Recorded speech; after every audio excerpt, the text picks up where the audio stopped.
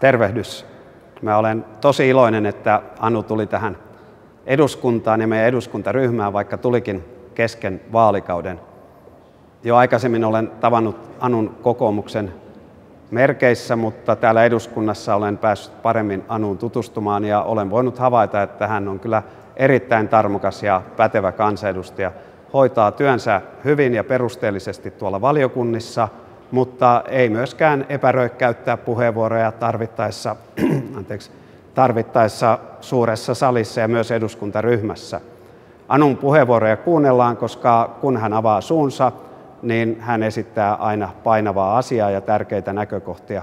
Anu on ilmeisesti opettajan toimessaan tai muuten niin oppinut erinomaisen hyväksi puhujaksi suurenkin yleisön edessä, eli rohkeasti ja epäröimättä niin hän lausuu asiansa selvästi niin, että me, jotka olemme kuuntelemassa, niin ymmärrämme, mitä hän viestii, ja helppo on olla useimmissa tilanteissa, voisin sanoa lähes kaikissa, Anun kanssa samaa mieltä. Eli toivottavasti Anu pärjää hyvin myös tulevissa vaaleissa. Hei!